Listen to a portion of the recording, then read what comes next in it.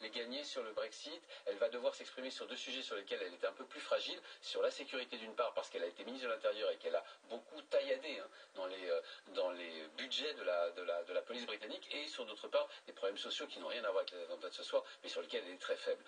Alors donc voilà, c'est à ce moment-là que ces terroristes ont décidé de frapper, à un moment crucial dans l'histoire de la Grande-Bretagne, à un moment crucial aussi dans l'histoire récente de la Grande-Bretagne. Je rappelle quand même que la Grande-Bretagne est en ce moment fragile d'un point de vue géopolitique. Si elle doit quitter l'Union européenne, c'est à ce moment-là qu'il va falloir qu'elle parle de sa sécurité, et à ce moment-là que les Britanniques vont devoir choisir un gouvernement. Et on reprend tout de suite la direction de Londres. Nous attend Laura Calmu. Laura, depuis 23 heures, on vit avec vous les événements qui se déroulent dans la capitale londonienne. D'abord, peut-être rappelez-nous ces différents événements, comment ça s'est déroulé, comment la pression est montée progressivement dans le centre-ville de Londres.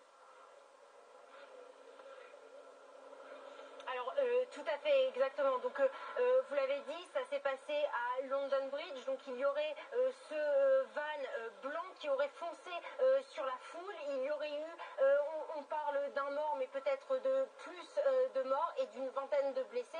Alors, ici, la police a très vite réagi. Il y a eu un énorme cordon de sécurité avec une énorme zone de sécurité.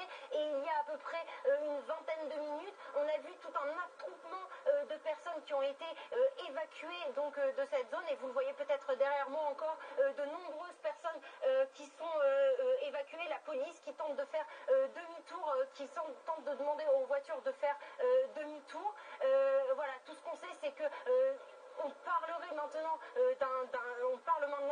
d'une attaque terroriste, que Theresa May s'est retrouvée à Downing Street pour justement une réunion d'urgence avec l'ensemble de son cabinet pour essayer de trouver une solution et pour essayer de voir comment maîtriser la situation. Alors vous l'avez dit, nous sommes à moins d'une semaine des élections législatives.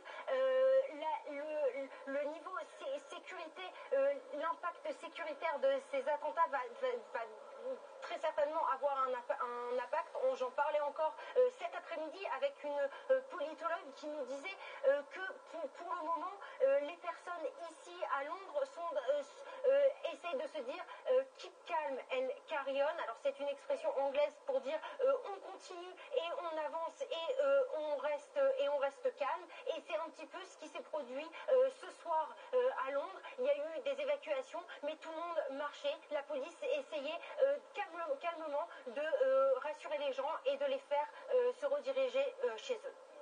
Laura, justement, derrière vous, expliquez-nous un petit peu l'atmosphère qui règne dans la capitale britannique. Est-ce que vous avez en plus croisé des personnes, des gens, des jeunes aussi qui rentraient chez eux? Quel est leur état d'esprit? Alors, ce qu'on m'a dit, les personnes étaient assez choquées, c'est-à-dire que au début, ils ne voulaient pas vraiment parler, mais ce qu'ils nous disaient, c'est que tout de suite, quand ils ont compris ce qui se passait, ils ont tout de suite compris ce qui se passait, quand ils ont vu cet attroupement, ces polices, il y avait énormément de police aussi sur la Tamise, énormément de police dans les rues, et très, très rapidement, l'ensemble de la population a compris ce qui se passait, et évidemment, vous le savez, il y a eu un attentat il y a moins de 2 semaines à Manchester, il y en a eu un autre il y a un peu plus d'un mois sur le pont de Westminster, et on a l'impression que nous sommes en train de vivre un petit peu ce qui s'est passé justement sur le pont de Westminster, avec une voiture bélier qui fonce dans la foule, et ensuite des personnes qui essayent d'attaquer des gens au couteau, donc dans Borough Market qui est un marché ouvert avec des petits pubs,